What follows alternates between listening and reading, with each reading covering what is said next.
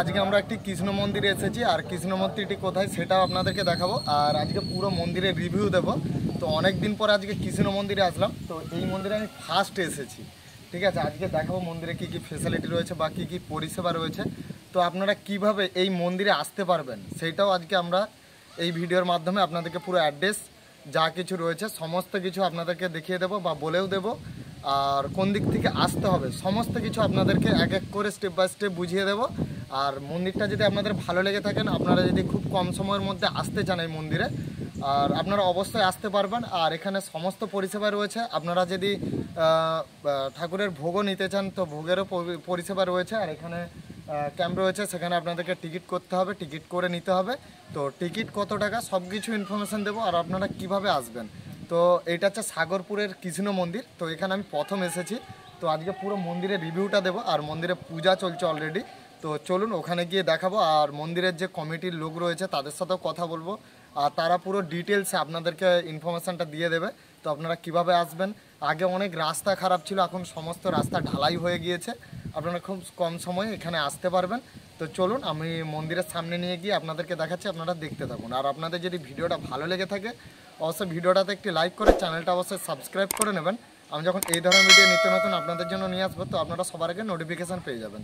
তো এর সামনে নিয়ে গিয়ে সমস্ত ডিটেলসে দেখাচ্ছি, আপনারা দেখতে থাকুন।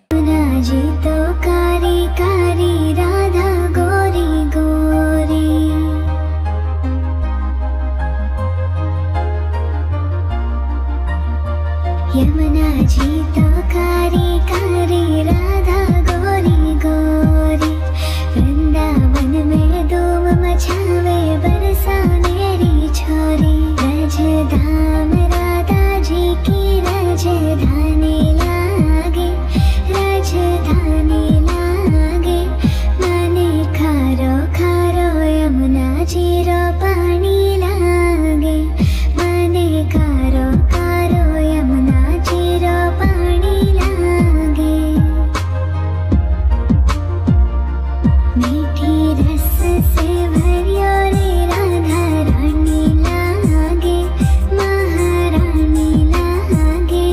मने खारो खारो यमुना जी रो पानी लागे, मने खारो खारो यमुना जी रो। মন্দিরের সামনে চলে এসেছি, আর এবার আপনাদেরকে বলবো কৃষ্ণ মন্দিরে আসতে গেলে আপনারা কোন কোন জায়গা থেকে আসতে পারবেন। তো আপনারা হাওড়া, কলকাতা যেখান থেকে পারবেন আপনারা আসতে পারবেন। এদিকে ঘাটাল, চন্দ্রখানা, তো আপনারা যে কোনো দিক থেকে আসতে পারবেন। তো কোথা থেকে আপনাদেরকে এই মন্দিরের আসার জন্য গাড়ি ধরতে হবে সেটা আপনাদেরকে বলে দেবো। আপনারা যদি কলকাতা বা হাওড়া থেকে আসেন, হাওড়া থেকে আপনাদেরকে ট্রেনে আপনাদেরকে 5 টিকিট কাটতে হবে। 5 থেকে নেমে আপনাদেরকে ঘাটাল 5 বাস ধরতে হবে, আর ওখানে বলতে হবে যে আমরা দাসপুরে নামবো। তো দাসপুরে নামলে আপনারা নন স্টপ গাড়ি পেয়ে যাবেন 24 ঘন্টা, মানে নাইটে খুব কম, আর দিনের বেলা আপনারা প্রচণ্ড গাড়ি পেয়ে যাবেন, অনেক গাড়ি রয়েছে। আর ওখানে বলতে হবে যে আমরা সাগরপুর কৃষ্ণ মন্দিরে যাব। তো ওখানে বললে কিন্তু আপনারা এখানে আপনাদেরকে টোটোওয়ালা বা অটোওয়ালা তো যারা রয়েছে বা টেকারওয়ালা আপনাদেরকে ডাইরেক্ট এখানে নিয়ে চলে আসবে। এবারে আপনাদেরকে বলি, আপনারা এখানে আসতে গেলে টোটো বা অটো ধরে আসতে পারবেন। তো আপনারা ঘাটাল থেকে আসতে চাইলেও আপনাদেরকে দাসপুর বাস ধরতে হবে, দাসপুরে বাস ধরে আপনাদেরকে দাসপুরে নামতে হবে। ঘাটাল থেকে যারা আসবেন তো ওখান থেকে বাস ধরে আপনাদেরকে দাসপুরে নেমেই কিন্তু কৃষ্ণ মন্দিরে আসতে হবে। আপনাদেরকে টোটোওয়ালাকে বলতে হবে যে আমরা যাব সাগরপুর কৃষ্ণ মন্দিরে, তো আপনাদেরকে ডাইরেক্ট এখানে নিয়ে চলে আসবে। আরেকটা বলে রাখি, আপনারা এখানে হয়তো যারা যারা দুপুরে আসবেন, তো আপনারা তো অনেকে না খেয়ে আসবেন, কেননা ঠাকুরের পুজো দিতে হবে। তো এখানে অন্নভোগেরও ব্যবস্থা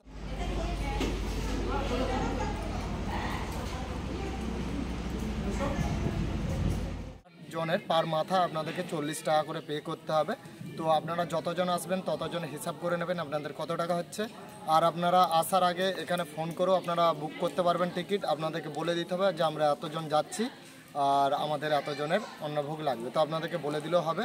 আর আপনাদেরকে টিকিট এসেই সংগ্রহ করে নিতে হবে। তো আমি স্ক্রিনে নাম্বার দিয়ে দিচ্ছি, আর পুরো পেজ স্ক্রিনশট দিয়ে দিচ্ছি, আপনারা ওখান থেকেও পেয়ে যাবেন ডিটেলসে। তো আপনারা কন্ট্যাক্ট করে নিতে পারবেন। আশা করি আপনারা বুঝতে পেরেছেন।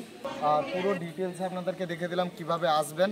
আর নেক্সট বারে আরও একদিন আসবো, এসে আপনাদেরকে পুরো ঠাকুরের যে রয়েছে আমাদের ঠাকুরের পুরো ডিটেলস আপনাদেরকে দেখাবো। আর আজকে তো এইটুকুনি দেখালাম, আর আপনাদেরকে আগেও অনেক ভিডিও রিভিউ আমি দেখালাম বলার আগে। তো এখানে পুরো ফাঁকা রয়েছে, আর মন্দিরের পিছনেও গেট রয়েছে, ওখানে মন্দির, এই সাইডটাতে মন্দির রয়েছে, ওই সাইডে গেট রয়েছে। ওই গেটের কাছ থেকে কিন্তু আপনাদেরকে ঢুকতে হবে, ওখানে অন্নভোগের পরিষেবা দেওয়ার জন্য ব্যবস্থা রয়েছে। আর চার সাইডে মন্দির, চার সাইড দিয়ে আপনারা ঘুরতে পারবেন এবং আপনাদেরকে মন্দিরের চার সাইডে কী কী রয়েছে সেটাও আপনাদেরকে দেখাচ্ছি। তো আপনারা আসুন, আপনাদেরকে দেখাচ্ছি।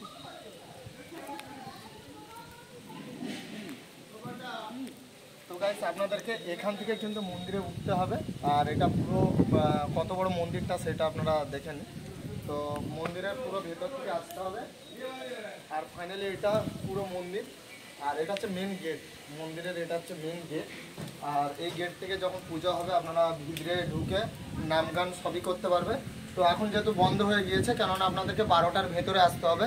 12টার ভেতরে আসলে যখন কৃষ্ণ ঠাকুরের যখন পুজো হবে, তো তখন আপনারা সেই পুজোতে অংশগ্রহণ করতে পারবেন বা ঠাকুরকে দেখতে পাবেন আপনারা।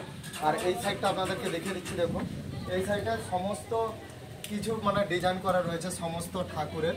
তো এখানে আপনাদেরকে দেখে দিচ্ছি, আর স্ক্রিনশটও দিয়ে দেবো, আপনারা দেখতে পাবেন। তো ঘুরে না, আর এখানেও সমস্ত ডিজাইন করা রয়েছে।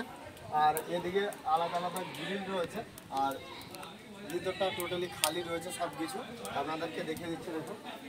আর এদিকে পুরো তোমার স্টিলের গোবিন্দ গোবিন্দ গোবিন্দ গোবিন্দ গোবিন্দ বলে সদা ডাক